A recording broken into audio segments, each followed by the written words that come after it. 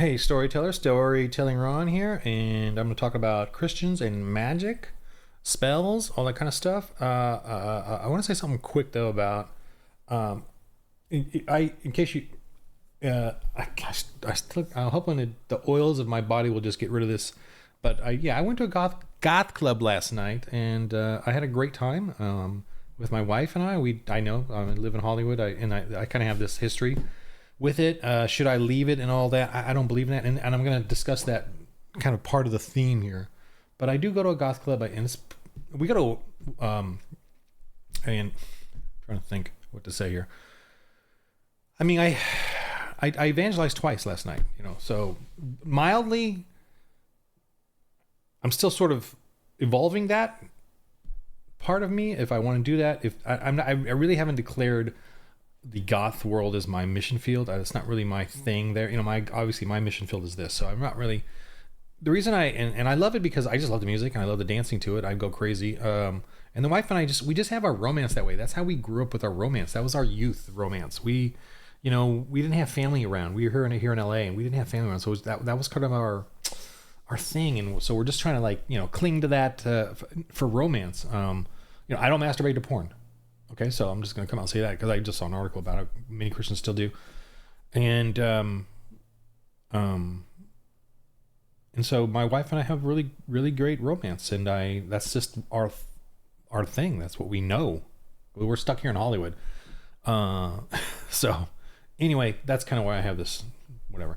And I did, and like I said, I talk to pagans a lot, and it's weird. Here I'm paganism, but I guess in person I'm quite nice. I'm quite the fella talking, and we talked to a young woman who was an actress in her Marie Antoinette costume with her slit throat, but very pagan, and pretty incredible. And I gave her another alternative. And another person we talked to, and I gave him an alternative that we've been kind of see there. So my thing is that I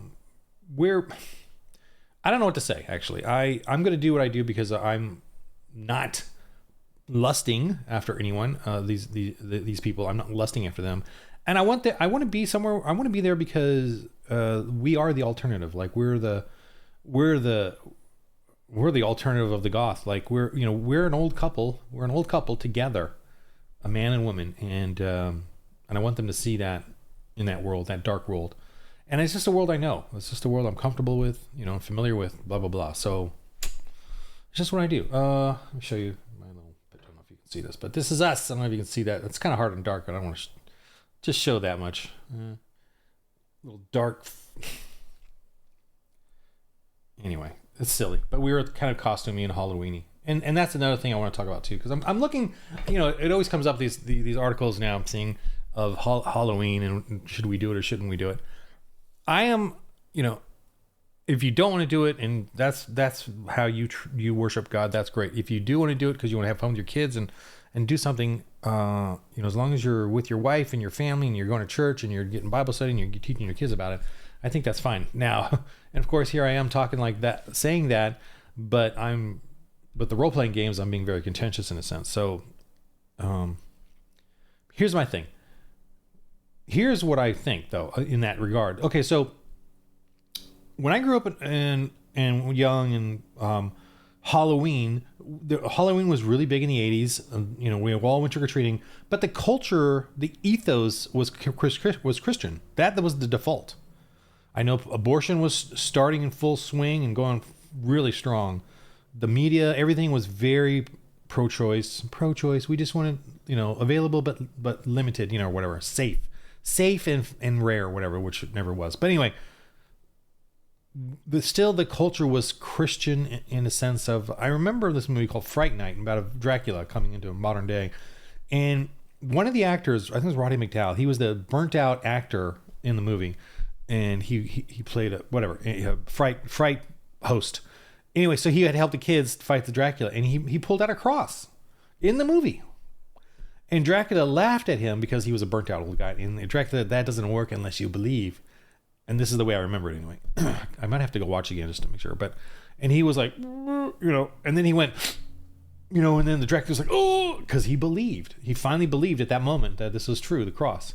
And the cross was used. So we had Halloween, we celebrated Halloween, but we also celebrated the cross and fighting like the Draculas and the witches and stuff. So we actually used it as kind of a fun thing, but we also had that goodness in us to know that to fight the evil. We had the cross and we had Jesus and all that.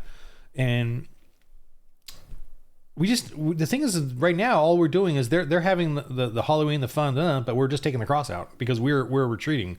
We're retreating from it. We take paganism, we steal paganism, and we turn it into family friendly. We turn it into the right thing. Why not? I mean, the Christmas tree, Santa Claus. Santa Claus is great. It comes from Saint Nick, giving gifts to children. What an awesome thing! Making toys. That we Christians rock at stealing pagan stuff and making it family friendly for kids. The joy in kids and Christmas and Halloween is what we're after as a family, as Christians. The joy we bring to them on Easter. Easter was, let's just say it was a pagan thing, because there's obviously contention on that or whatever, debate on that. But let's just say it was a pagan thing about fertility and orgies and all that. Because that's what Easter and eggs and bunny and all that's like fertility and spring and whatever, and sexualized. What did we do with it? We turned it into a kid thing, And I don't want us to retreat from that. I want us to go into every pagan place and PG it. That's kind of my attitude. I don't want to. Don't do that. Let's do it and make it and be good people in it, making it good. Is my attitude. Let's get it. Let's go right in there and do it. I mean, this is silly. This is ridiculous. But there's an orgy, let's go. You know what? Let's all be married and have kids and let's go ahead and separate this out into actual families and not have orgies. That's silly. So don't have orgies. But terrible example. But Halloween is us going in and saying, let's make this family friendly. I mean, can't make orgies family friendly. I'm trying to think of terrible example. It's almost like I've just ruined my own argument, but I'm not changing my mind. I'm not, Halloween, Christmas, Easter, using bunnies, eggs doesn't bother me because we have changed it from the orgy. We have taken out the orgy and turned it into candy for kids and having, treasure hunts or whatever. That's what we need to do with all of these things. Like take out the orgies, take out the bad, and put in the good. Turn it into a fun dance. Turn it into a wholesome thing. Turn it into a thing where you like goth stuff. Have Christian goth. So, wow, what a long rant. And I'm trying to get to the spell, how we do spells in role playing games and magic. And yes, I have solved it. How's that for an intro? I have solved it. Okay. Go to 8 minutes and 13 seconds if you want to get to the gist of this. Okay. So here's what you got to do. Let me do an account. And there's an account in Greek, in old Greek or whatever, Roman rather. There's like a Caesar leader and he went to a temple and he saw this big statue and a magician was ran the temple. And the big statue, he saw the eyes blink or look at him or something like that on the statue. So obviously these are huge statues. This was a huge Greek temple or Roman temple or whatever, pagan. The magic back then is different from the magic in Dungeons and Dragons and role-playing games. That's the thing. We're conflating the two in a kind of a wrong sense because the magic back then was about trickery, pageantry, selling their religion on the people to get them to worship at these temples. And that's how Christianity defeated them. We went in with the word and defeated them and then kind of pulled back the curtain like in Wizard of Oz. We pulled back the curtain and revealed to the people that these guys are just using pageantry. They didn't have the heart of charity, the compassion, chivalry, which created later, but the sense of family. The people really stopped listening to the BS of transsexual paganism back then. The priests, the pagan priests were like men dressed as women and drunkards, kind of a thing. And their temples were in decay when the Christianity came in. Christianity exploded because of the husbands and wives knew they wanted this for their children. They didn't want the temple prostitutes and the orgies and they wanted a family-friendly religion. Okay, so that's what Christianity did, and it took over just by being proactive in that culture, in the Greek. So the magic then was about lying, like for instance the rape drug. I call it the rape drug, the love potion. The love potion is the number one magic of paganism, of witches, and everyone hated them, including the pagan leaders, because they knew what they were doing. They were doing rape drugs. They were selling rape drugs. They were drug dealers. Witches were drug dealers.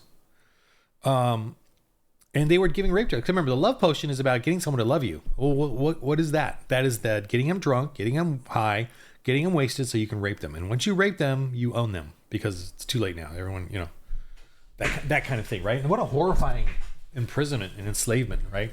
To a woman to be raped, to a love potion. What a horrifying trickery for some ugly, disgusting man to do that to a beautiful woman, young lady who's caught unaware, or just trying to have a good time, or just feeling a little rebellious, and then boom, gets trapped with this drug and love potion thing. What a sad state that is. And that's happening today, right? We're these rape drugs and stuff. So we need Christians everywhere. We need them out there on the streets. We need Christians in the clubs. We need them in the goth clubs. We need Christians watching and showing that there's still good in the world. Instead of shutting everything down, because people are going to go out and do things, including Christians. We want to go out and be crazy for a moment, but still with a sense and knowledge of truth and justice and compassion and chivalry. So I don't want to retreat from anything. I just don't want to retreat. The pagan symbols of Christmas tree, of rabbits or bunnies and eggs and Halloween don't bother me. They don't bother me at all. Here's why they don't bother me. There's a pagan symbol out there. I've said this before, but there's a pagan symbol out there that is so horrifying. It is about the public torture and execution of people who don't follow Roman rule or whatever. You're naked, you're nailed to it, and you suffer for days as people, and it's always done publicly on streets so people could see you and laugh at you or look away or ignore you as you're begging, dying. That symbol, it was a symbol of pure pagan torture and humiliating torture.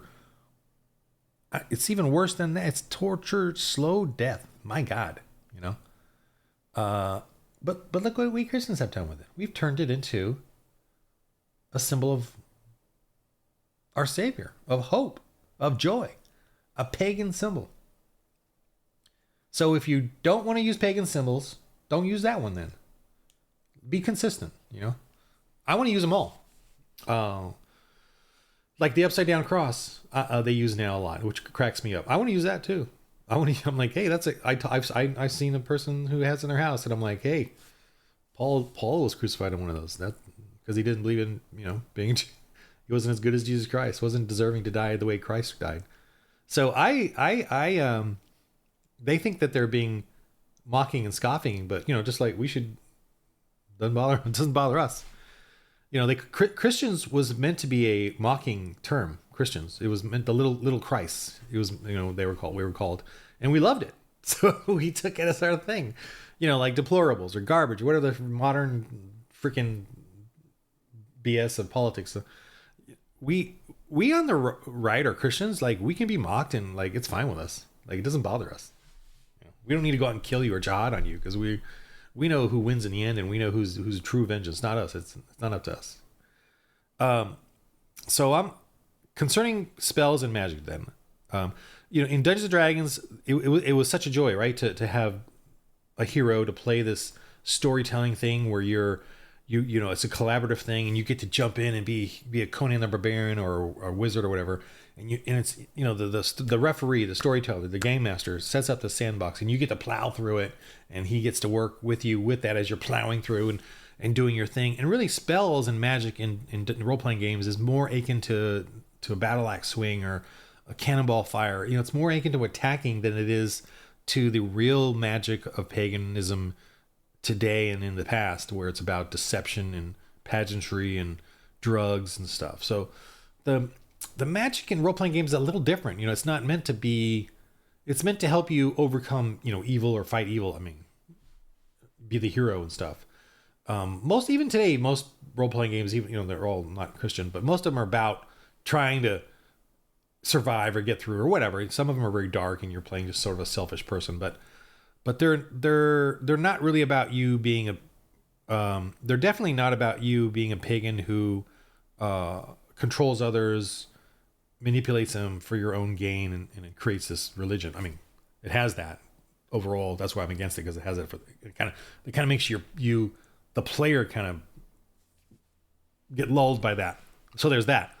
But I'm talking about the actual magic in it. So if you were to make a game where your priest is doing fireballs and stuff, you know, your monk or your Christian, it's different though than the magic in the real world where you're trying to like create a, you know, fool someone into your religion, enslave someone into your religion, which is what real magic was intended for. You know, today we've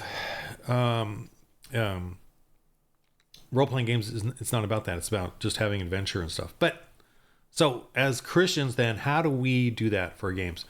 I mean, the way I have done it, because I'm trying to do church history and I'm trying to do evangelism, is I've really taken the magic that they had and used it and turned it into what they actually do with it in paganism. And I'm using half sort of interpretive game mechanics with sort of a reality-based check in it, and then half of it is sort of, you can have some black magic, you know, with demonic and stuff. But the Christian aspect of it is the word, really the word, the hope in the word, and bless, heal, protection. It's like you're just saying the word and hoping that the outcome will be for you and for Christ and for the evangelism, whether it's heal, bless, protection, glory, like extra damage, you know. So it's all like the word, but it's sort of like psychological, but prayer, and hopefully God will bless you to accomplish your task, whatever you're doing. So there's that sort of magic, which technically that's magic, but it's obviously Christian good magic, in the sense of it's not really magic, it's blessings. Because blessings, here's an example, actually, which really came up to me. I was at the goth club and we're talking to this young actress woman who's in like Marie Antoinette, kind of cool costume. She had like a cut, you know, blood. She was very pagan. She was very spiritual. She was talking total spiritual spirit stuff, like and she was saying, okay, here's how spiritual she was. She's saying very casually, she put a curse on these landlords who were very mean and vicious to everybody and corrupt. She felt they were greedy, corrupt, whatever. And she said she put a curse on them. So yeah, I literally talked to someone like that.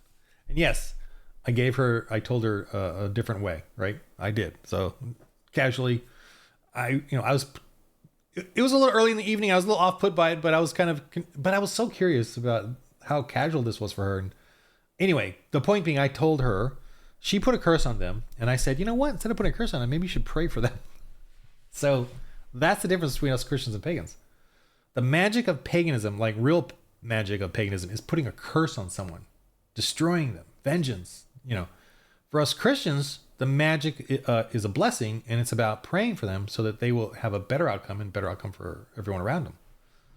We want people to come to Christ, and that is the promise of something better to come or whatever. So that's really the stark difference of us. So I'm still kind of like floored that I had that experience last night with her. She was, I mean, you know, and I was very nice to her. Very, you know, we danced around. We danced not with her, but near, you know, joked around and blah blah blah. It was,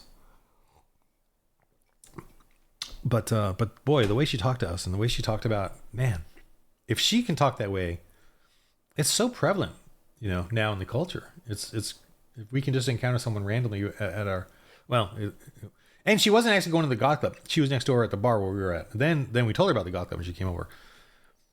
But it's still in that area. Anyway, I gotta pray on that and work on that. Like, if I'm going to do more of that, you know, not if, I will. And this is helping me, by the way. Thank you so much for everyone supporting me.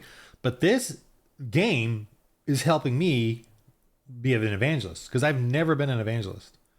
And it was this game that helped me because of playing it, figuring it out, understanding church history, understanding, I remember, my whole thing is like I obsessed over Wikipedia, right? The Star Wars Wikipedia, Marvel. I don't know, not over Marvel, but anyway, all these other ones where I'm trying to learn their sort of history.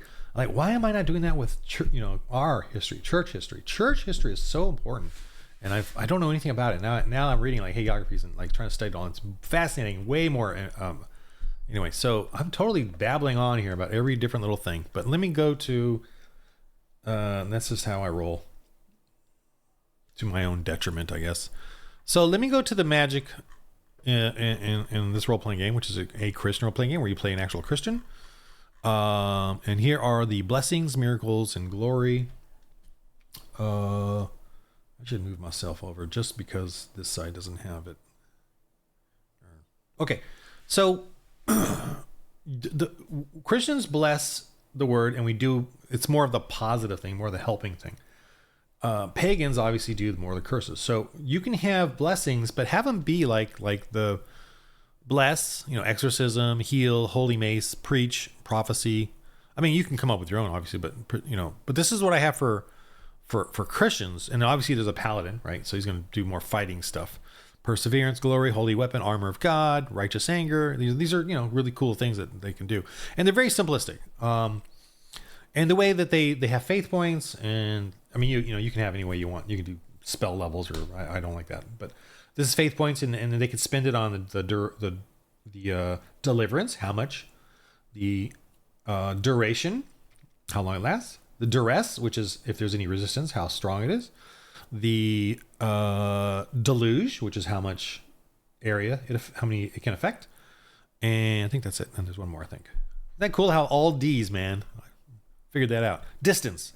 Haha, distance. So you spend faith points on all those things, and you can make it stronger, or weaker, or more area effect, or whatever. Okay, but there's another magic, and that's actually included in this new Dark Ages rulebook I'm about to release. And I thank you Kickstarters for helping support this. And this is done. I'm just going through a proofreading stage right now. But where did I put it? Here, magic attacks. So magic attacks. So the magic attacks I have in this game, the Christians should not use them. They can use them, but they probably shouldn't use them, because if you're a priest going around doing fireball, I as a GM is going to roleplay the pagans is like, they're not going to worship your god. They're going to worship your fire god, a fire god. They're going to worship you. If you're going to use these magics, which you can, but if you use them like too much or over and over, they're gonna start, oh, your god is a fire, or whatever. So that's the way I'm gonna play that. But these, check it out, fireball. Think about the Greek fire, the oils, even the Templars. They used when they defended Malta, they used these hoops of fire. Like they lit them up with tar. I don't know what it was, but they just and then they threw them down the wall, and it would tighten around the invaders and burn them alive, and it would take out a few of them as they tossed them down, and it was very effective. So that's basically what I'm talking about is magic. These attacks: poisonous cloud, smoke, blinding light, illusion of the gods is like what I described with the statue, signs of the gods, sort of similar thing or whatever. I'm not going to go through detail. Nightmare attack. So this could be a black magic thing. This can be a curse or warning that witches would do to scare anyone. The performance is so convincing it would make one have stress. Such stress and fear it would cause them nightmares and panic attacks or so forth. It could be to get them to submit or become so distraught as to be useless or helpless. And this is kind of more like the regular dark magic here that I have up here. So here's the curses, maladies, black magic for combat, and then here's for rituals, which have to do with drugs and steroids and kind of getting people messed up and ready to fight like crazy, like zealots. And this one is obviously them having some ability to actually harm or control or curse people. And you can come up with your own thing. But in the end, they all have to do with like the stats of your player, right? The they drain your vitality. They give you an affliction, like a penalty to your rolls, or which the GM will take and add to his rolls. They give you, it's very game mechanical wise. It's simple to interpret that way, but you can describe it in different ways. Like I always do the witch that she curses you, so she blows the dust on you. That's a poison, and it's going to curse you, obviously. I do a lot of that kind of stuff, or she'll throw a ladle of something weird coming out of her brew, or thing, and it's going to burn you and burn through your stuff, and so that's kind of the way I do sort of black magic, because that is kind of what it is they're preparing some sort of real elemental thing, as they also add this sort of evil diabolical intent on it. And that's where the magic is, and I feel like in most of this, and that's how I'm interpreting it. And same with this. So you can have some wizards, and wizards to me are like far off from the east kind of thing, guys from the Orient who come and know these sort of chemicals and grenades and bombs and fireball and blazing pig and oil tar and fire, and so they know these sort of things that they can use to make magic. And these are all like examples of what it would be, but. So yes, you can have magic in the game, and I'm trying to interpret it from a historical standpoint. Now, if you're, as a Christian, trying to do it from like the standpoint of Dungeons and Dragons, I don't know. And should Christians use it? I've solved it this way by creating the environment from the real world history and church history, and then interpreted what the magic and spells are generally done. So that's my answer to you. Do it that way. If you wanted to make it a game where they really do have like wizards and they're Christian or whatever, I mean, I'm writing a book called Alfred, the Boy Who Would Be King. Man, where are they all? Here they are. They're on Amazon. Alfred the Boy Series. This is part 4, part 5, and part 3, and it's a fantasy world that Alfred comes from our world and goes into that world, and it's a very Dungeons and Dragons world. Wizard is Tyrnoth is his Gandalf, basically. Tyrnoth is his, and he does magic, and there's the Father of Light is in pervading that story in that world. So it's a parable universe, is the way I call it. Not a parallel universe. I don't believe in multiverse, but a parable universe. So, and I started the story back before I understood this sort of what I was going to be doing. But I'm trying to like reel it back into my viewpoint now on the next volume and stuff, next story, the storyline, the story arc. And so what I'm doing there is, they do have magic in there, and they're not there. And their story, their biblical story, I don't want to give too much away. Actually, all right, how can I say this without giving it away? Because it's like this whole thing, man. Can you use spells? Can you use magic? I guess it's up to you individually to do that. You have to create a man. I'm gonna give too much away. I guess I got to do it. You got to create the world has to have its own Bible that storyline God had created for them. And that's kind of weird because you're kind of doing a multiverse. Like, is God creating other realities and other worlds? I don't like that view. But I had to kind of do it because it was from this earth to another world. And that's sort of like the Narnia thing where we kind of accept that God can do that, even though it's not biblical. Not biblical. So I don't really have a good answer for that. Like, how do we? And I mean, I'm not against it either. I'm not against you doing Dungeons and Dragons where you have Christian people in there. But the thing is, it's got to be evangelism and church planting, right? That's Christianity. It's not doing good works. It's not saving the village from a dragon. It's saving their souls from their own damnation of probably worshiping that dragon. Sacrificing to that dragon. So. Like Narnia, I would say you should have, I think the best thing you could do is have Christians from this world go into that world, like they're being transported, and those are the players, and then they start doing evangelism, and then in that world there's a mystery of Christianity being coming to fruition as well, or something.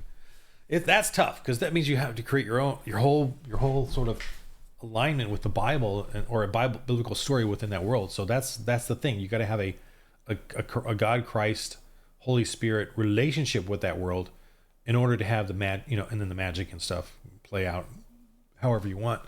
But there's got to be that evangelism, that church planning concept in there. So I'm like, I would just suggest not doing that because it's so hard. And I'm doing it in a story, but the story, that's a lot easier, I think, than doing it in a role-playing game where it has to be kind of consistent as you're playing with the people. So my suggestion is, that's my solution for Lord RPG, because it's earth-based, it's church history-based, and it's open license. If you're a Christian, Catholic, Orthodox, or Protestant, Catholic, Orthodox, and believe, simply put, let's say marriage is between a man and a woman, and that's it. That's sacred. If that's you, and God created us men and women, I guess I have to declare that too. If you're that kind of person, then this is an open license for you. You can create your own world, your own settings. You can sell them, start your own ministry, start your own business, creating stuff on the back of this, and just saying this is the rules you're using, giving me credit for the Lord RPG as the engine that you're using for the game. You can certainly use any of my ideas in there and go for. I mean, I think technically you can do it anyway because and if you're going to be an earth-based, in the past, that's not, I'm not going to go after you. I can't do anything, it's like totally fine. So if you want to do like a Germanic setting, and you can do a small area too. It doesn't need to be that big because there's a ton of, I got this map over there. I don't know if you can see that. That's an actual map of one like little county or dukedom, fiefdom in England where my wife's from, and there's like there's like 200 little towns on that little map, that you can go through and journey. Every little spot on it is literally like a village. It's pretty crazy, and I don't know what century that is, but there's God, I wish I had more of those. I wish I could find more of those maps. That's probably the next setting I should do, actually. And actually use that map, or that's a cool map. I'm gonna tell you. It was drawn back in the day. I don't know when it was drawn, but it's a copy of drawing. But whatever. But anyway,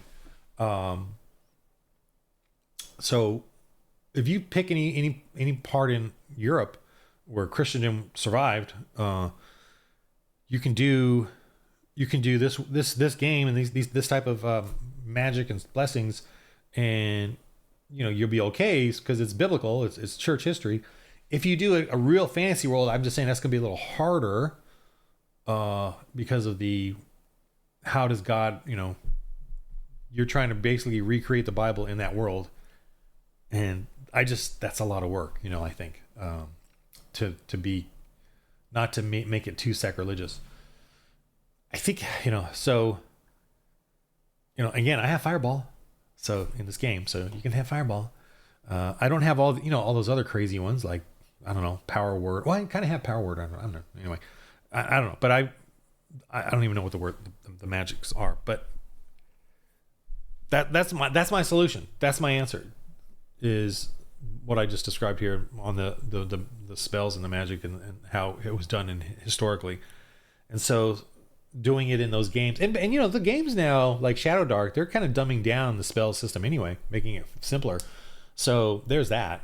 And I never cared for all the complicated spells. Those got out of the hand. I never cared for like Tasha's was getting crazier, and then beyond that, I was there was even more like there was my Tomb of Annihilation we played, and one of the guys was a spellcaster, and he kept coming up with more and more complicated spells, and they just got more and more complicated, and reading through them all and stuff. So and I appreciate his passion for it, but I just wasn't really sold on it that much. I mean, we played it and all, but so I don't think you're missing much if you got to kind of scale it down and bring it down to more of a reality base, which is what I've been doing. It's way more, the adventures we having in our Christians in Space series has really been awesome, and very little magic, so much stuff going on, crazy and silly, and they want to keep doing it. Season 3 is coming up. They've already done 50 episodes and they want to keep going.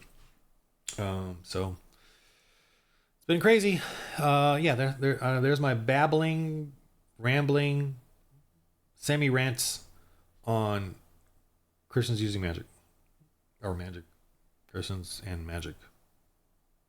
So I got to get to work in the game of life. Roll holy dice.